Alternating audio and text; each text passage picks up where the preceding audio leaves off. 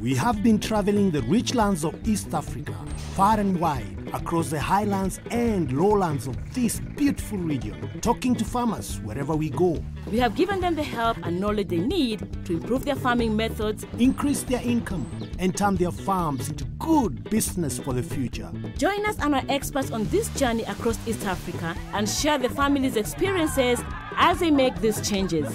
Karibu to the Shamba Shape Up Safari.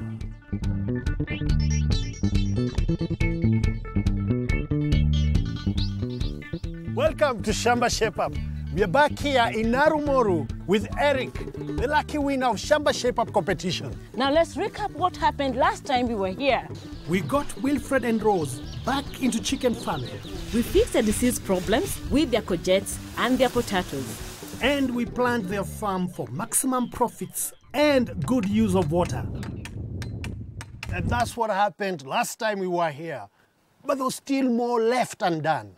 So let's now go meet the family. Wilfred, you're very happy to be back here. How has it been since we were last here? I hope the chickens will still do better. Okay. Eric, have you been helping your father? You know, you have the Mr. Digital. Have you been helping him? Yeah, first of all, I've been still trying to look for the market for the eggs. Yes. And I think we'll be very positive. So soon things are going to change. Yeah. Thank you. How about you, Rose? How has it been? It has been very joyous for you to be here. We have improved. We have seen the chicks. They are doing good. Right. So we are grateful. What else would you love? I think if I can get water nearby my kitchen, I'll be very grateful. Okay. I'm wrong to see you stepping to my bank. The farm is your bank? Of course. So we've got an expert coming in to check on your cows. Another one is going to check on your soil fertility. And another one is going to help with the water. Naomi, there seems to be loads to be done. Right. What do you want to start with? Cows. Cows? Why cows? I love milk. So you think you're going to get milk immediately? Of course. Okay. I'm going to work with Ifad about a good farm plan and also about water. Right. And then we can both do soil fertility. That's a plot. What do you think? Let's do it. Good. Let's go.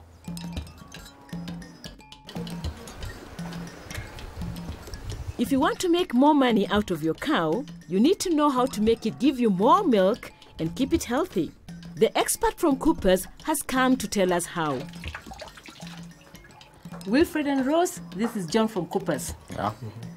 Mr. Kenodia, could you tell John about your experience with dairy cows? As you can see, John, Yeah. I had built this shed willing to have better cows. Oh, wow, yeah. It's well constructed. And I managed to buy one. I managed to stay with the cow for a period of 7 months.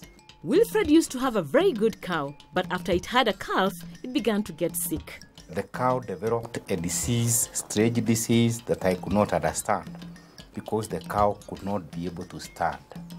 I was told it is calcium. Yeah. We tried injecting calcium, but no result. Sure. Till the cow reached a stage that I was tired of lifting it because you have to lift so that you can milk it. For sure. So I told them now they can let it rest. And that's how I roast the cow. But there are two.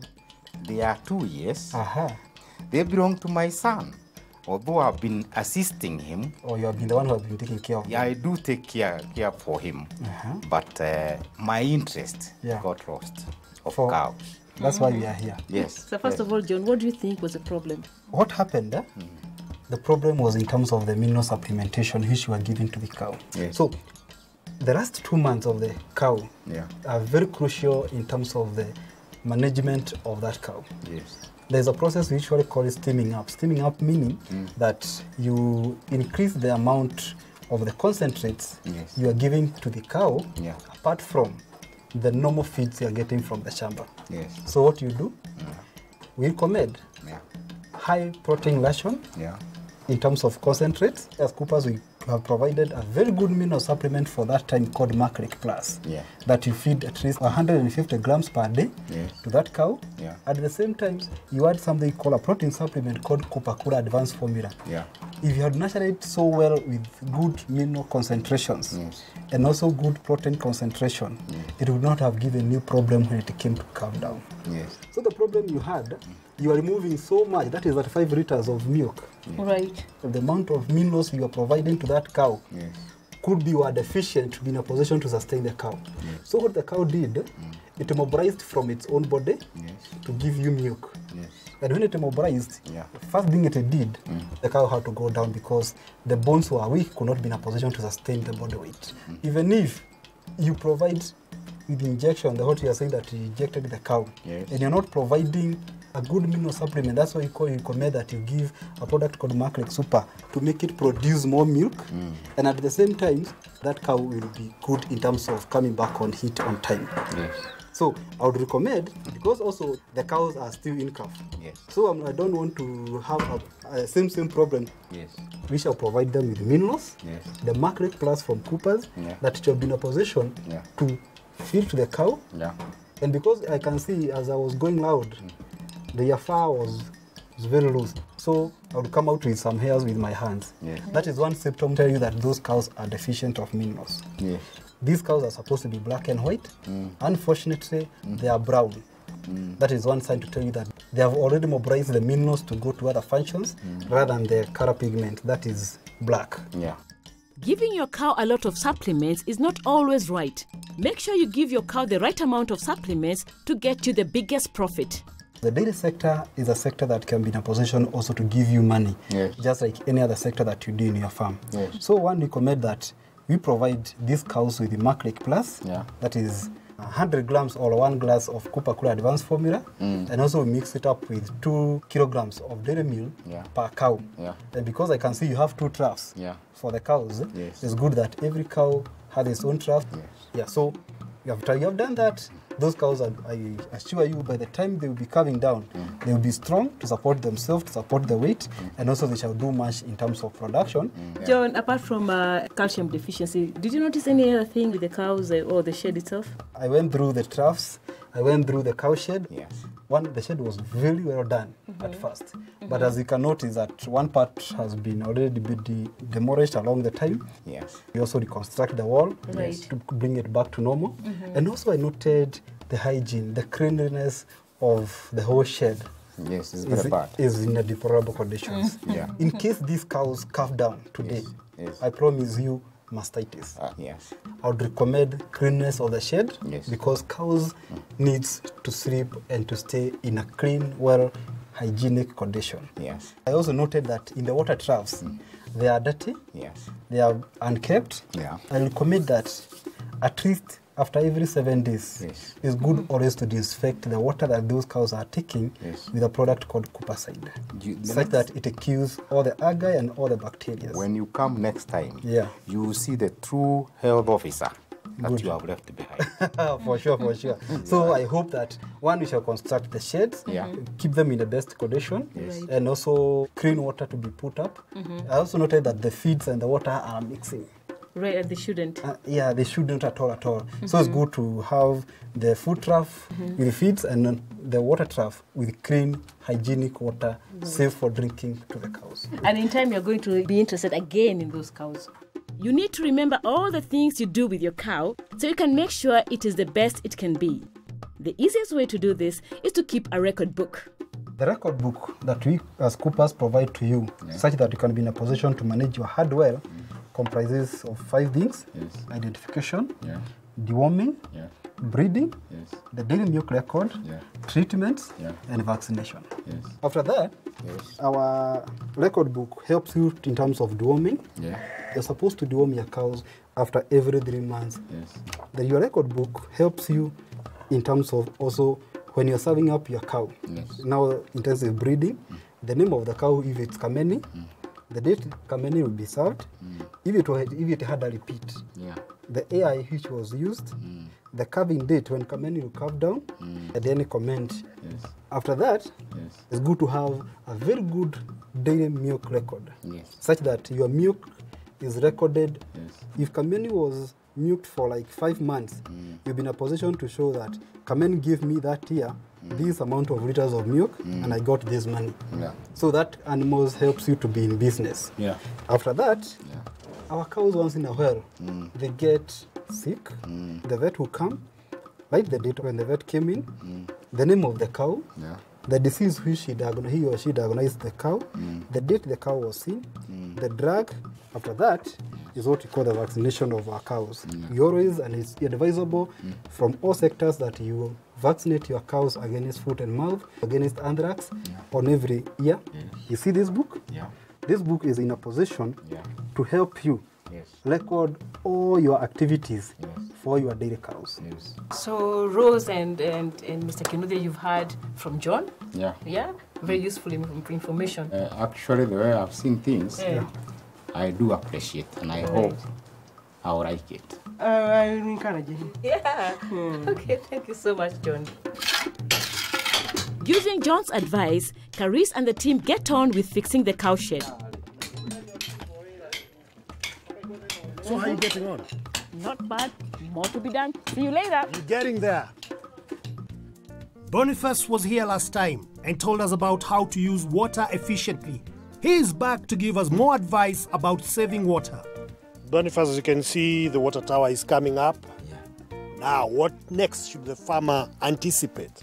As we agreed, the water tank is very important, because that's where it's going to allow him to be able to irrigate using gravity after pumping the water from the water pan.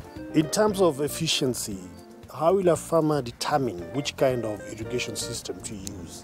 The most efficient system is the drip irrigation, to enable the farmer to put just enough water for each crop, which is more efficient. We recommend that the irrigation should be done either towards the end of the evening, because that is when there is less evaporation and the crop will utilize the water overnight. Thank you so much, Boniface. We still fix the tank, and now we wait to see when we can start planting. What do you think, Wilfred? I'm waiting for it. So that I can go ahead. Now, based on what we have seen in the farm, there is a few other conservation measures which we are recommending to the farmer, so that we continue driving benefits from this farm. And specifically, we are talking of controlling the formation of small gullies that we are seeing in the farm. Right. We can get there and look at them and see how we can sort that out. Wilfred, looking at this gully here, did you find it here or you made it yourself? I found it there. Wow. And it's getting deeper and deeper. Yes. The farmer needs to reduce the gully formation and also start healing the gully. The farmer now needs to start slowly, so that we reduce the widening of the gully and also reduce the amount of soil that is going away from the farm because of the gully. Number one, you need to look at where the start of the gully is, and that is where the control measures should start. When you want to reduce the gully and reduce the effect of that gully to the farm, you don't plant the napier on the sides. You need to plant it across the gully, so that you reduce the movement of the soil. Number two is, in case you don't have the napier, you can also try the dead woods that are within the farm and create check dams along the gully, so that you reduce the speed of the water and you also retain the soil that is supposed to be taken away when the water is moving along the gully. So for you now to start healing the gully, construct also conservation measures within the farm, so that you reduce the source of that erosion in the farm. So those are the three main areas that I would like the farmer to look at. Planting the napier grass across the gully. Two, you can also use the dead woods to put across, so that you reduce the speed of the water. And also you look at the farm and now make sure that when you are growing some crops, you don't put them next to the gully. You move away from it, so that you reduce the amount of soil that is moving dislocation to the gully. Must it be napier grass? When you grow the napier grass, you also create food for the animals, because he has livestock. After the gully is controlled, you are able now even to take feeds from the napier and feed to the livestock. Is there any kind of spacing of the napier grass, or do you just plant them? We are creating check dams along the gully. It depends on how wide is the gully. Yes. If the gully is so wide, the spacing should become shorter. But when the gully is still small, the spacing should slightly be wider. Does the same apply to the wood you're talking about? Yes. But you've seen where you are going wrong? Yeah. Thank you, thank you. To heal the gully, you should plant napier across it. This will catch the water and the soil and keep it in your farm. You can also use dead woods from your Shamba to make a check dam across the gully, which does the same job. This will also help you to trap water which you can use to irrigate your crops. Another great way to save water for the Shamba and for Mama is to use gutters. Mama now has a good tank to hold all the water she can catch from the roof for her kitchen. So Tony, we've had a look at the cows. We talked about the minerals, especially for the cows in calf. We've also looked at the cow shed. There's lots of work going on, but there's more right after the break.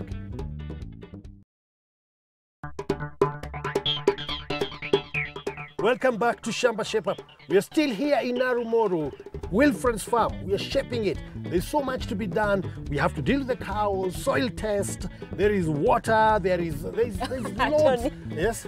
There's a lot to be done. So let's just get on with it. Yes.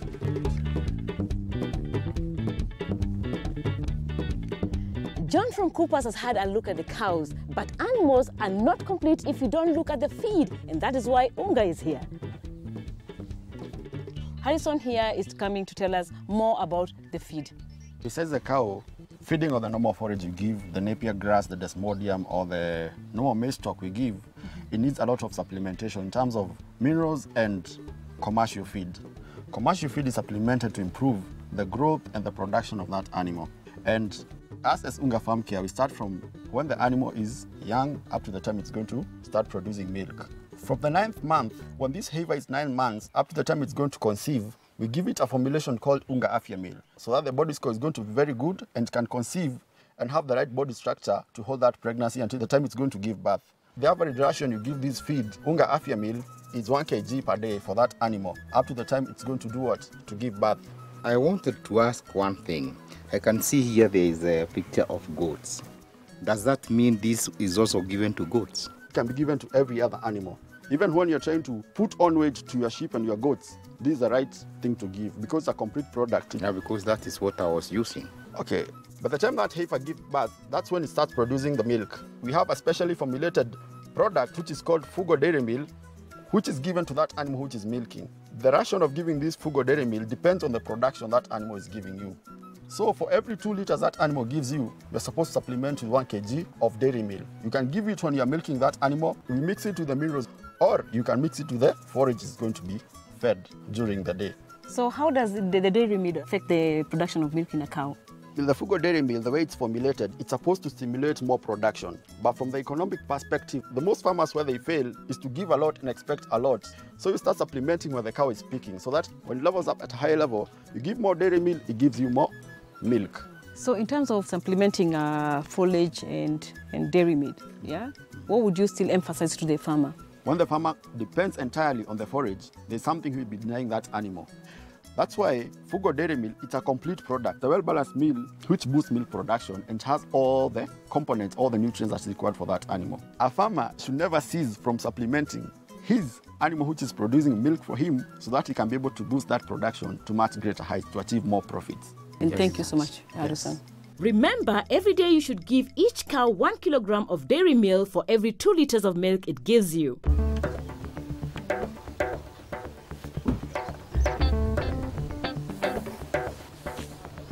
Now that the cow shed has been fixed up and the family know how to feed the cows properly, let's go meet someone to help us improve the quality of the soil in the farm.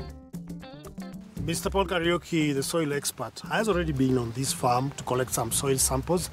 But first, let me ask you, Mr. Paul, what is the importance of a farmer having his soil tested?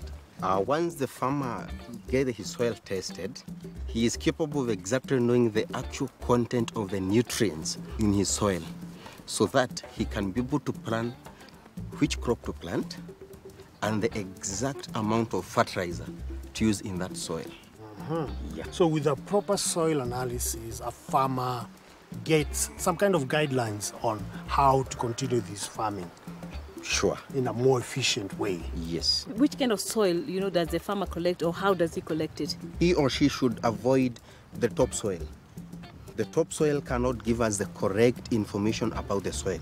So we target the subsoil. The soil that is 15 to 30 centimeters deep. Yeah. Where in the farm can we collect those samples? You need first of all to understand your shamba. You see whether your farm is uniform. If it's uniform, you collect your soils randomly. Yes. And by random we mean you correct the soils at different points randomly all over the shamba. Yes. Then you mix it and come up with a sample. How much soil? Once you have corrected the soils from all over your shamba, you need to mix that soil and you come up with a quantity like 100 grams to 200 grams. Now, Mr. Kariuki, you have been in the farm for quite some time, and I think maybe you brought us some food. What's this? This is not food. This is already a packed soil that has already been sampled, ready for testing. Yeah. So this is the way it's done? Or? This is how it's done. You put it on a bag, then you label, so that the person who is analyzing it can know who you are and where you come from. So what would farmers use instead of this? A farmer can use such a polythene bag. Once he put his samples inside here, he needs to label them, at least with a permanent marker, indicate his name, his contacts, and where he or she comes from. Then he should also label the plot or the area where he collected that sample. So Paul, you have the results with you? Yes, I do. Are they good or bad? No, don't tell us yet. We have to move to a patch in the farm to see how soil infertility affects the crops. Shall we now? Yes. So Paul, why are we in this particular patch? If you look at this section, the maize performance and the bean performance is different with this other field. They were planted at the same time, but you can see this one has lagged behind. And why is that? It's only that it's lacking in one major element that we call nitrogen. What does that mean, lack of nitrogen? Whenever the field has insufficient amount of nitrogen, the crop performance goes down. Nitrogen is the element that gives the plant vigor to grow. Yes. And what can Mr. Kinodia do? Mr. Kinodia now can come and supplement the nitrogen that is lacking in the soil. And with that, he can use a fertilizer we call CAN. We want him to apply CAN at this stage. You can see now these maize is at our knee height. The second time when we'll apply the second sprit of CAN will be the time that these maize will be flowering. What we scientifically call it tasseling. He'll apply the next level. We've recommended Mr. Kinodia to be using 50 kilos of CAN in 1 acre at the level of knee high. Then during flowering, he takes another 50 kilo. Yes. And the results are going to be good. The results will be good. When I get these results, do I need to know how to interpret them? No. You don't need to have known how to interpret all this information because we have done it for you in the next page. Wonderful, wonderful. Thank you so much. And I hope Mr. Kinodia now, you're smiling, but now you'll be smiling more, won't you? You need to top dress your maize when it's knee high, after thinning, and when it is tasseling. Put CAN in a circle around the plant, about 15 centimeters from the stalk. Then dig the fertilizer into the soil. Remember to weed your crop well so the maize can use all the fertilizer. It's been a great day. Lots of hard work. Are you happy, Naomi? Yes, I'm happy, but maybe we should find out whether the family is just as happy. So let's go and check it out. Okay. So, Wilfred, we've been very happy being in your Shamba. Now tell us, how has the experience been? Let me first open by congratulating Eric for bringing Shamba Shape Up here. Towards Shamba Shape Up, let me say that this is a dream come true. Had it not been you, I would not have gone back to the cuckoos, the cows. Great. Rose, how do you feel? Let me say I'm happy because now I have a tank in my kitchen. And you know the happiness of a mama is to have water in the kitchen. Yes. And I hope next time we come in here, we'll find huge changes. Correct. Yes. I'll try my level best. I'll look for a goat for you. A goat? Yes. Oh, we are going to eat a goat? Yes. Wow. We'll be back. You must have been so excited. He's going to slaughter a goat on behalf of Shamba Shape. Thank you so much. And you're going to be our friend on Facebook, won't you? Yeah, I said yes. So Eric refused, but with you. With me. You will. Yeah. Wilfred and Rose are definitely happy. It's now time to go and find more Shambas to shape up. Shamba Shape Up is online.